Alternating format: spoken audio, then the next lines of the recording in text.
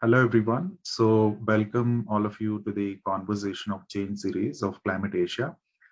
We have a special guest today to have this conversation with us, Dr. Jayahari KM, who's the India Country Coordinator for Food and Land Use Coalition. So, we'll begin with our first question to understand how your typical day look like as an India Country Coordinator of this coalition. Thanks, Kaushik, and thanks the Climate Asia team for this opportunity to talk about the work and the philosophies what we follow. Coming to the first question, how the day look like? It's like any other a day like of any other senior person in this sector. But coming to before talking about how my day look like, it will be better to tell about the work actually about FOLU. So FOLU is a global coalition of experts and organizations which works towards basically the food system transformation towards a sustainable food system. So it started in 2017 and it came out 2019 to the public with a publication called Growing Better Report, which has analyzed the economic background or backdrop of the overall food sector. So it's actually a kind of a 10 billion volume economy, and it creates a damage of 14 billion, actually creating a net damage of 4 billion. So so the way we need to transform it is basically to reduce the damage the way we generate, eat and dispose food. So in India it works operates. Country platforms are its one of its arms of operation. It operates now in around 9 countries, and in India again it's a small coalition. So it's WRI India is a secretariat, TERI, CEW, Council for Energy, Environment and Water. These 2 think tanks are the core partners, and we have another core partner, which is actually another coalition of NGOs which are working on rainfed agriculture, which is called Revitalizing Rainfed Agriculture Network. So RRIN. So this is a core, program, core partners of the program, and we have other, partners as well. So the way we we spend a lot of time on vision building in India, and that there are many organizations working in India, and these 4 core partners itself, they have their own expertise in many areas where we are operating. So basically we decided to work on a kind of a food system transformation in India with a systemic approach. So it cuts across the production, which needs to be sustainable, the distribution, which again needs to be justice, included, inclusive, and also sustainable. And we need a responsible citizenry which consumes and absorbs and dispose the food waste in a sustainable manner, so that the sustainable production is translated into nutrition security. So in this vision or journey towards achieving this vision, we have started working on major 3 segments. That's the production segment, distribution segment, and consumption segment. So we have almost established ourselves in the production, and we are getting into the nutrition segment. The distribution is just still to be thought about. So if you ask me how my day look like right now, it's still a kind of a vision building. Most of the time we think about these larger initiatives, work with the partners on a day-to-day basis on in the way the way we need to achieve at this goal, and we work with the partners on a monthly, weekly basis to tell them how FOLU is different from their day-to-day activities, and making this program different from the programs of these think tanks who are part of it. So most of my time goes in philosophically analyzing the programs, strengthening the science behind it, and strengthening these initiatives with better science and knowledge systems and all. So yeah, if you ask me, part of the life is fundraising, of course, no doubt about it, we need resources, but major part is basically creating this vision and operational framework for FOLU. So I think that's how most of the day goes. As these spaces are evolving, how do you see the jobs that are evolving in this space? Because Climate Asia has a lot of following of professionals who look forward to sort of explore and probably try out careers in this climate action space broadly. But if I were to ask you any advice that you can give to someone who is looking forward to explore this space, so what would that be, and what are the jobs looking like currently? Yeah, that's a very important question. Actually, let me tell you, like the whole non-governmental or civil society organization job sector has evolved completely into different fashion. I don't want to limit this just to the civil society jobs, but I would like to say, see that the kind of, jobs opportunities and, potential of this overall, the sustainable food system and agriculture sector, as a whole. So precisely like earlier, like 30, 40 years ago, the civil society organizations and those who are working in it were considered as just activists, and that has changed. And now we are providing high quality professional support to civil society, governments, and all, and addressing the knowledge gaps and other gaps. So seeing this transition which is happening during the green revolution time, the whole responsibility of agriculture segment or the whole food system management, we didn't call it as food system, but even the elements of food system, was on the government. And slowly, as part of the globalization, the market came into the picture, and we started recognizing the role of private sector as well. But but moving on, there is it's expanding actually. The government's role will become a private, kind of a facilitator, and we need the civil society organizations to take leadership in catering this transformation as a whole. So every day, the demand in that sector is increasing. You would have seen, like, there are so many programs and investment coming into sustainable and regenerative agriculture. New entrepreneurs are coming into that, that sector, and with new technologies, new vision, and all these things. So, primarily, let me tell you, this is something where where the future of this opportunity, I would say, like, but there needs to be, when you are making this as your choice of your operational area, there are certain things which the newcomers needs to be very, they need to be careful about. And the first of all is this, their minimum experience in this grassroots with farmers, and you have to dirty your shoes and trousers for at least 3-4 years. Ultimately, we are going to deal with human subjects because it's farmers. So we need to understand, their sentiments, their demands, their aspirations, and the whole sociology, the ecology, the economy, and all. So what I'm trying to say is, like, this opportunity is going to be huge, but really someone wants to grow here as an entrepreneur or as a professional. First of all, this kind of a grassroots level knowledge is very much important and pertinent. Otherwise, certain initiatives and the conceptual inputs what we are giving is not going to be practical and feasible on ground. I really love that advice of someone wanting to explore this space should definitely make their hands dirty, get on the ground, have that grassroots immersion and experience. And I think there's no replacement of it. Probably it's not as easy as doing an online course. Probably. Never. Not even. I'm not saying online, but even if you spend a couple of years in the classrooms and understand the whole management aspect of it, it won't work sometimes. Right. So you already spoke about how the role of governments and the civil society is changing, right? And I think at COP27 you spoke about the importance of regenerative agriculture, and given the fact that a report on Global Hunger Index places India at 107 rank out of 121 nations. And we're also talking about the shift that is required in the food systems and land use. So how do you see the role of government and civil societies to balance the development goals with, the goals that we are setting out for regenerative agriculture?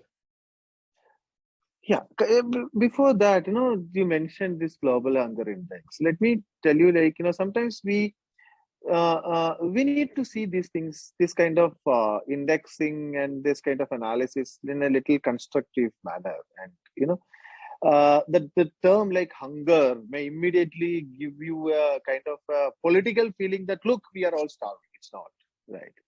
And we cannot say that a country which has helped around 415 million people to exit poverty during the last 15 years till 2020 is still starving. That's wrong. But the malnutrition is a very serious problem what we are facing. So that the government data itself says. So we are not able to translate the achievements in food production or food sustainability into the nutrition sustainability, nutrition security. That's the major problem what we are facing. And it's not only a kind of if you see it with a system view, it's not just a problem of one particular the nutrition segment or something, or incapability of government to do that. There are so many, it's not only about the access to food. It's about access and consumption of nutritious diet per se. So there is an awareness component coming into it. What you want to eat? Are we really eating a nutritious diet every day? It's whether the food in your plate is nutritious. And that's a behavioral issue sometimes, like, right? So what is your choice? Like, are you really careful about the nutritious content of the food, or the taste just you want to enjoy? And there is an awareness problem about it. Are you really aware that this nutrition issue can come in any income class which existing in this country? And then more than food availability, of course food availability is also there. So we should say, like, the availability and access to nutritious diet. When we say like that, then it's completely different from accusing a system that there is no access to food. Food and nutritious diet is different. So first we have to constructively think and change our view and change our approach in that way. Second is, like, absorption is an issue, like the hygienic conditions, the way we and even the worms, and the many factors are affecting the absorption of nutrients from our diet, even if you consume. So we should understand that there are problems like that as well. And there are problems of water contamination. There are problems of soil. So seeing in this way, actually, like the role of civil society and the role of government in addressing this nutrition problem cannot be restricted to just sustainable agriculture or diversifying agriculture or something. It goes far, far beyond it. Right. So we are again starting. That's why we are saying. So first of all, we have to think about diversifying our production and producing enough nutritious diet for the access of the people.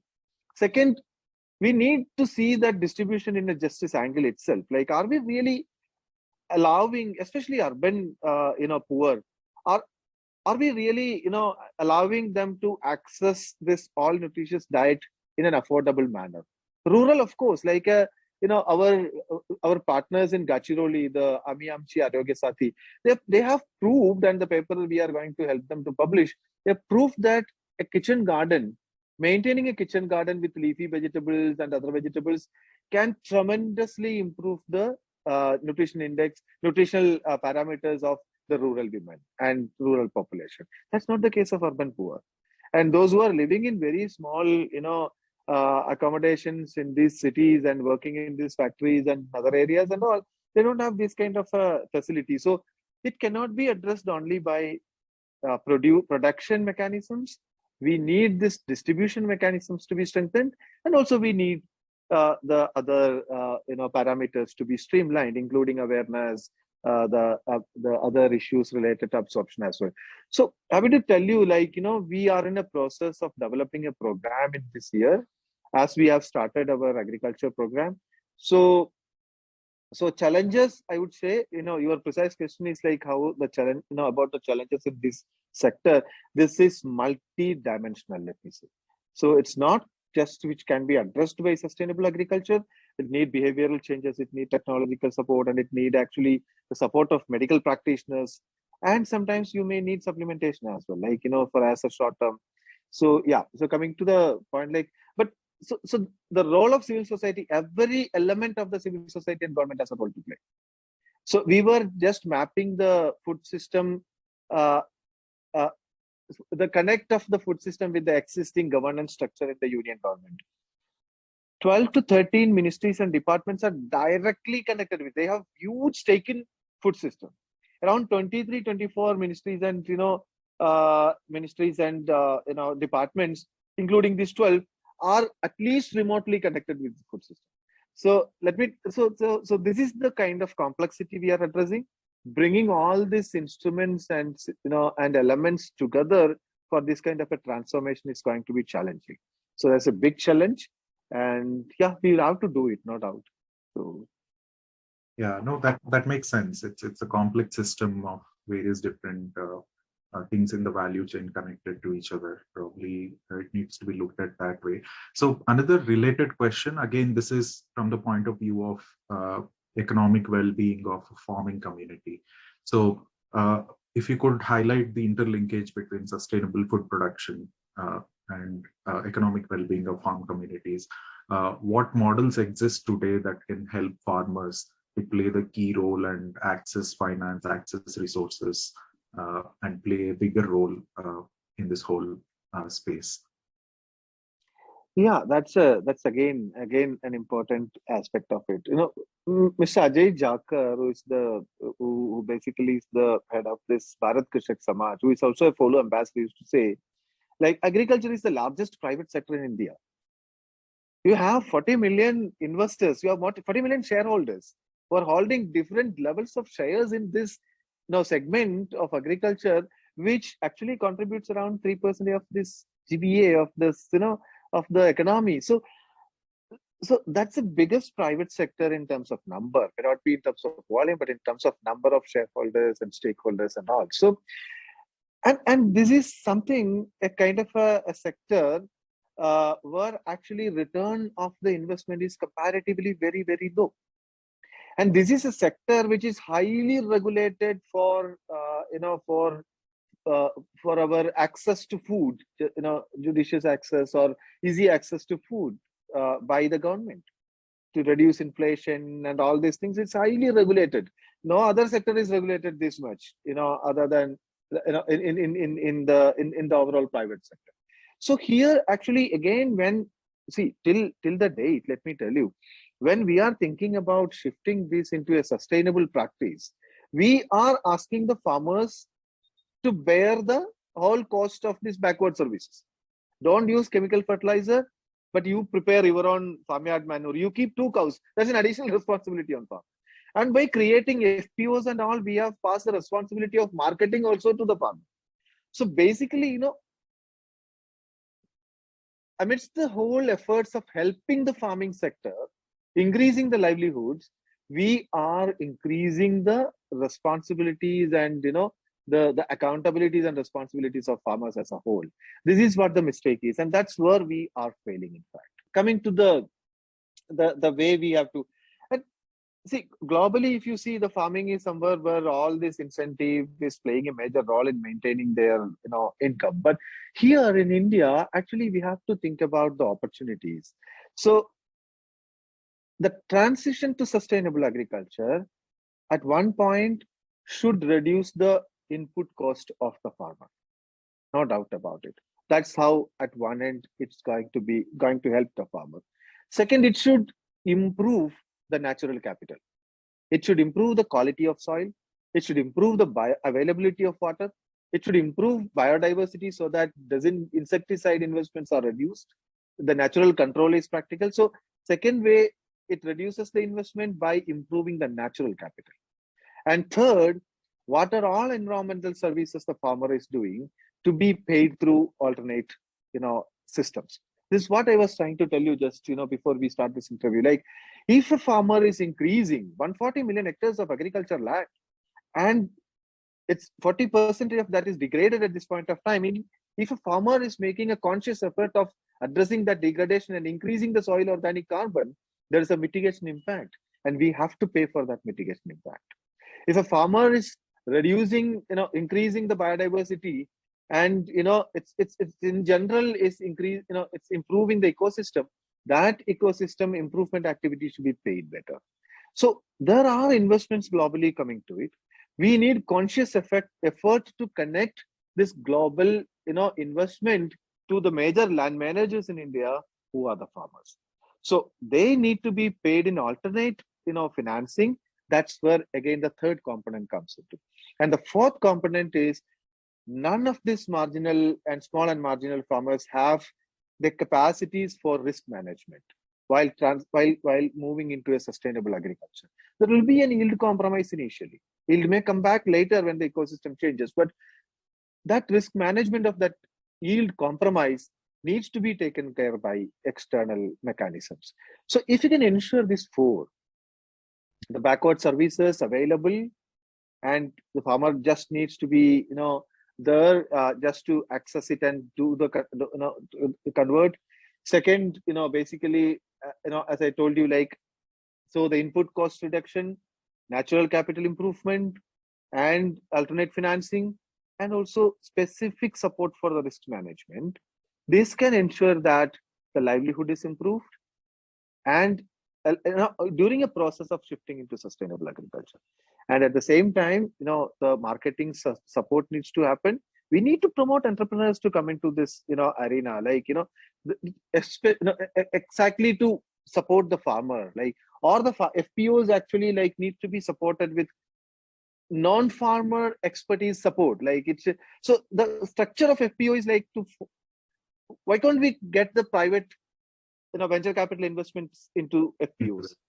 So right, so we need that kind of changes where the investments goes into those process outside the farm gate, with the stake of the farmers, definitely. But you cannot put all the responsibility on the farmers. So in precise, what I'm saying is, we need a rational change in the approach to farmers, and it doesn't need too much of investment actually.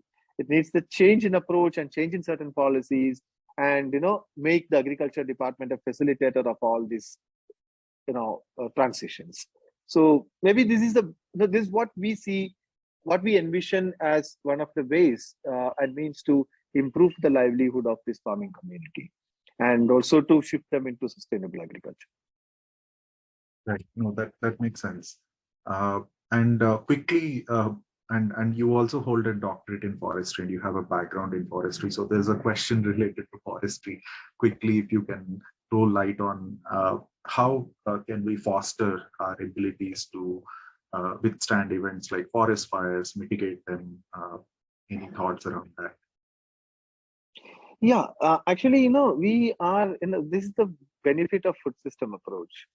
We are always, whenever you think about food, we think that it all comes from the, agriculture land, and a farmer with two bullocks and all are in our picture, at the back of our mind, or a tractor nowadays in the new generation. But a good amount of food comes from the forest, and it comes from the marine ecosystems as well.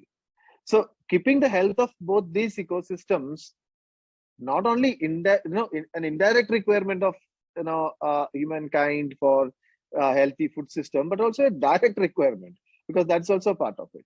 Coming to the fire, in fact, like, let me tell you, like, there are enough mechanisms to detect it. It's Modis is real time detecting the forest fire. The problem is actually in mitigating it, in addressing it on ground. We need technological input. We need investments in human resources in forest management. And you see, the human resources in forest management in India is very poor, like, and their access to those areas, all this, this needs to be improved for forest fire per se. Second, actually, like, we need a kind of a, there also, like, fires are of two types. Fires, one is the man-made. It's like people made fire, and second is the natural. Comparatively, natural is far less than this man-made. Whenever there is a conflict between the forest department, forest administration, and the local people, the number of fire increases. First what they do is basically to set the forest into fire. So we need enforcement actually, during that time. So here, actually, so fire is a separate ball game where we are failing to address it in really managing the fire on ground. We can detect it, and all the technological support and everything are there in place. But the biodiversity loss is something very much different. The impact of climate change on forest quality and its capacity to generate the ecosystem services it provides, and the mistakes what we have carried out. So, for example, let me tell you, in Gujarat, 5 years ago, when I was in Saji, when we were looking for locations for more mangrove plantations, and some Gujarat-based industry wanted to offset their emissions in mangroves, and we went and asked the community, like, do you have the capacity to put mangrove forest or regenerate mangrove forest in this coast? They said it's impossible because the rivers are not reaching really the ocean. Mangrove need actually a dance between the pure water and the saline water engulfment and all for its healthy growth, and at least during its growing stage. So many rivers are not really reaching the ocean. We are diverting that for different purpose, including agriculture. So this, and similarly in forest, so that's a case of mangrove I am talking about. So the logging, the climate change, the many such things are actually depleting the quality of forest around us, and that is something more alarming, including the chemical application in agriculture fields, and all these things are really having an impact on the biodiversity around us, including the forest biodiversity. So what I would say is, like, in case of this ecosystem management, seeing from the food system perspective, this forest and oceans case is totally different. So this forest and oceans need different type of a treatment. We need to give more emphasis to its sustainable management. Sometimes it may need more emphasis than a shift into sustainable agriculture, because we don't understand its real significance of the health of maintaining the health of these two ecosystems for a healthy food system is concerned. So lastly, we would like to also hear from you about how do you generally find work-life balance with so many different responsibilities that you hold, and how do you unwind from work? That's a tricky question, in fact. So, let me tell you, as a work-life balance, in a sense, like, I think, any aspirational professional of my level doesn't need to work more than, on an average, 11 hours maximum, I'm saying, 5 days a week. And the rest of the time is a personal time. Anyone can take it. Whatever way you want to use it is up to you, in a way. When I'm answering that question, let me tell you, in my experience, that's actually a domain where it's not an employee, but employer needs to concentrate. Senior level management need to concentrate on how their team members are they really getting time to. So an organization's aspiration will percolate into this work-life balance of the team, of that workforce. In this non-profit sector, institutions who are really ambitious, and that ambition and that enthusiasm is percolating into the work profile and working style of the staff, and their work-life balance really gets into trouble. So it's not only about that work-life balance of how much you work, how much hours you work, and how much hours you spend on personal. How much during that work hours also, how do you work is the question. Are you really under pressure to finish certain things and all, or are you relaxed? And so a kind of organizations needs to look towards this optimum productivity from its employees, and should facilitate to be productive in a relaxed manner than putting or percolating the kind of stress and pressure. So lucky to be part of WRI India team, no doubt about it. And of course, like, I think I keep it in a healthy manner. Thank you so much, Hari, for your time today. Thanks, Kaushik and Purnima, for the support.